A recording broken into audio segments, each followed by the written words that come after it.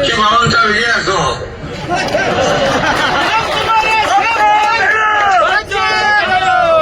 अरे बच्चू भाऊने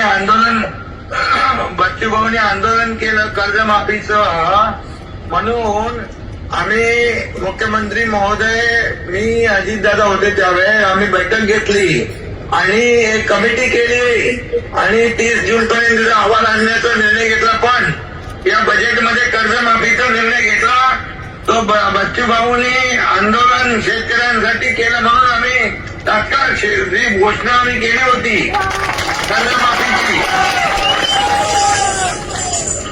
कर्जमाफीची घोषणा जी केली होती, वचन दिलं होतं निवडणूक पूर्व काळात निवडणुकीच्या वेळेस, ते आम्ही पूर्ण केलं. याचं श्रेय देखील बच्चू भाऊला जात आहे. आणि बाकी आरोग्य, उद्योग, पाणी पुरवठा, आरोग्य मंत्री पण तिकडे गेले, उद्योग मंत्री पण तुमच्याकडे आहेत आणि पाणी पुरवठाचे गुलाबराव पाटील आणि काही विषय जे रोजगार हमी योजनेचे आहेत ते देखील आपले मंत्री सोडवतील. स्कायवॉकचा विषय आहे, मेळघाटचा विकास आहे आणि मी स्वतः मुख्यमंत्री महोदयांना देखील या बाबतीमध्ये सांगतो आणि याच्यामध्ये मी स्वतः पाठपुरावा करून मुख्यमंत्री महोदयांकडून आपण जे काही विषय आहेत उरतील काही विषय पॉलिसी मॅटर आहे ते आपण सोडवण्यासाठी सगळे प्रयत्न करू. पूर्ण टीम तुमच्या मताशी सहमत आहे.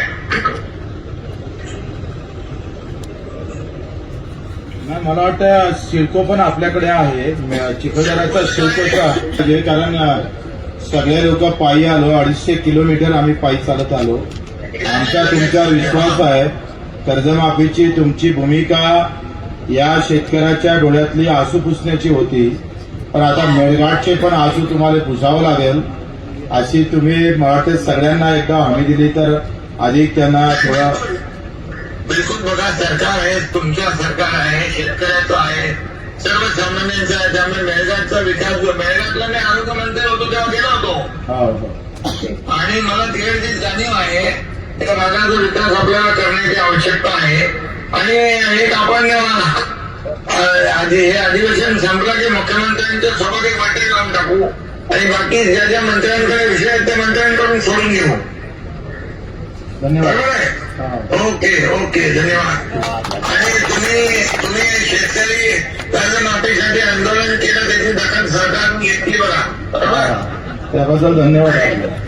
आपणही दखल घेतली त्याबद्दल धन्यवाद. आता 1.5 लाख रुपये करा रेग्युलर कर्जवाल्यांचं.